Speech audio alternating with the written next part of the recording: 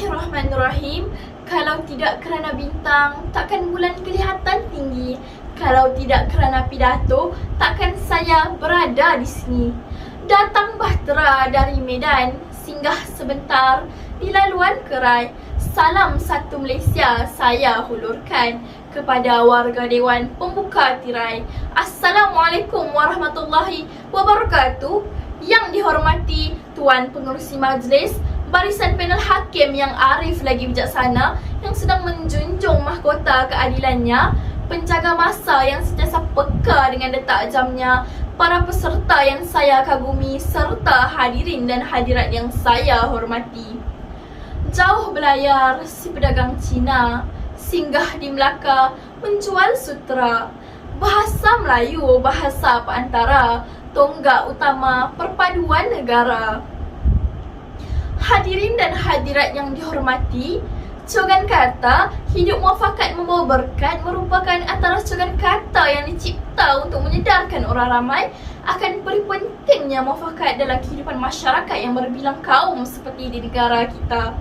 Kata orang, permuafakatan bererti perpaduan. Situasi ini dapat dihuraikan oleh bidalan bersatu teguh bercerai roboh. Keadaan ini membawa kebaikan dan kejayaan kepada seluruh anggota masyarakat berkenaan. Sesungguhnya, negara yang memiliki masyarakat majmuk seperti Malaysia berpaksikan pada perpaduan untuk meneruskan kelangsungan keharmonian di dalam negara. Saya yakin bahawa perpaduan penting dalam sesebuah negara. Dalam usaha melonjak status negara berpendapatan tinggi dan bagi merealisasikan dasar transformasi kerajaan, soal perpaduan tidak boleh dipandang enteng kerana bukan mudah untuk membina identiti bangsa dan mendaulatkan maruah bangsa. Usaha membina negara bangsa yang bersatu padu ini sebenarnya boleh dilakukan jika setiap rakyat mengerti akan kepentingan bahasa kebangsaan sebagai tonggak perpaduan setiap rakyat di Malaysia.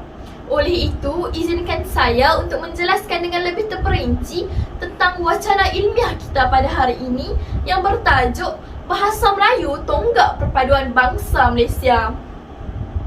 Hadirin yang dirahmati, sebagai pembuka tirai pembincangan yang pertama, adalah baik jika kita menelusuri akar-akar cerucuk sejarah sebelum terbentangnya hamparan indah negara Malaysia. Apabila memorabilia ini membawa kita ke ratusan tahun yang lampau, nyatalah bahawa bahasa Melayu sudah berfungsi sebagai lingua franca yang didefinisikan sebagai bahasa perantaraan antara masyarakat pada zaman itu. Hal ini dapat dibuktikan dengan jelas apabila kita meneliti catatan ilmuwan Inggeris seperti R.O. Winstead yang menunjukkan bahawa bahasa Melayu telah digunakan sebagai bahasa perdagangan yang mengeratkan hubungan masyarakat yang berkunjung ke Melaka ketika itu.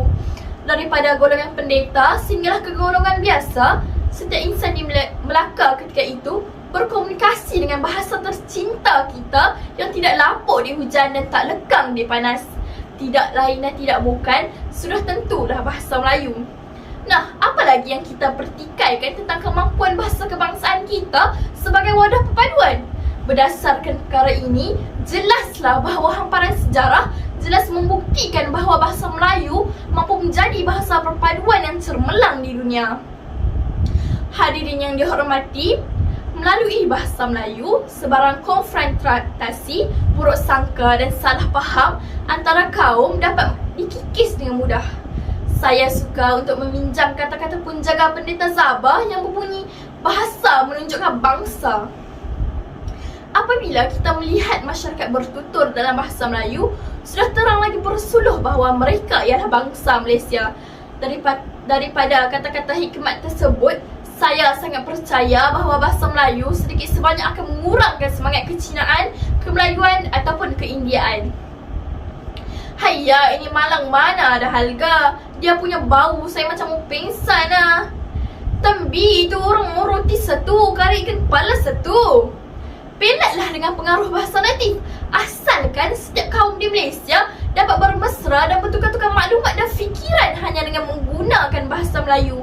Langkah Dewan Bahasa memasukkan entry perkataan baharu setiap kali edisi baharu terbit merupakan langkah yang patut dipuji kerana perkataan pinjaman daripada bahasa Cina dan India yang mengalami proses kemalaysiaan sememangnya dapat mewujudkan perpaduan.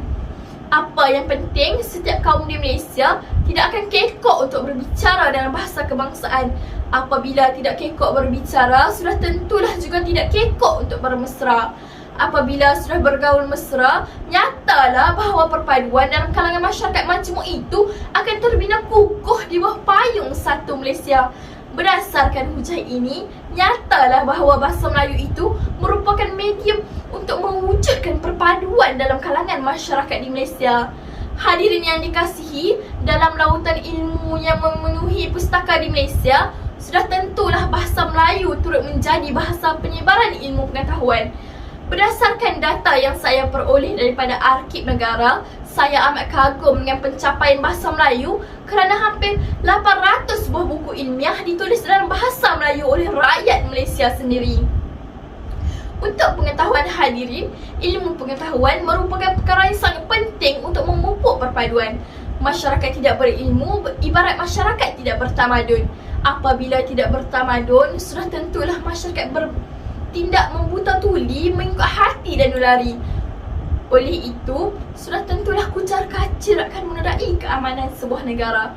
Saya juga ingin mengambil kesempatan di sini untuk mengucapkan ribuan terima kasih dan segunung penghargaan kepada Kementerian Pelajaran Malaysia kerana mengembalikan mandat kepada bahasa Melayu dalam pengajaran sains dan matematik. Sesungguhnya langkah ini dapat merapatkan jurang pendidikan antara murid-murid di luar bandar dan di luar kawasan bandar. Dalam soal keharmonian, sudah tentulah kita tidak mahukan sebarang jurang bertatah di dalam kehidupan masyarakat. Pada pendapat saya, jurang itu boleh memecah belahkan perpaduan. Apabila bahasa Melayu kembali dalam pengajaran subjek kritikal ini, sudah tentulah jurang itu dapat dirapatkan.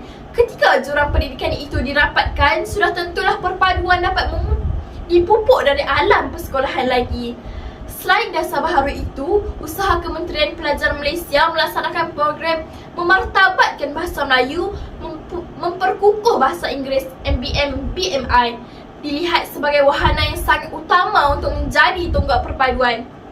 Pengisiannya jelas menunjukkan bahawa betapa prihatinnya pihak kerajaan terhadap kedaulatan bahasa Melayu dan betapa arifnya kerajaan tentang peranan bahasa Melayu sebagai tonggak perpaduan. Hadirin yang dirahmati, sebagai penutup tirai wacana ilmu kata kita pada hari ini, saya suka mengingatkan kepada khalayak ramai hari ini bahawa rakyat yang memperlekehkan bahasa kebangsaan akan merosakkan perpaduan yang kita kecapi selama ini. Tidak keterlaluan saya katakan bahawa insan inilah alasan yang menodai kebahagiaan kita di bawah berkat satu Malaysia. Oleh itu, sayangilah bahasa Melayu kita, hormatilah bahasa kebangsaan kita kerana bahasa Melayu tonggak perpaduan bangsa. Sekian, terima kasih.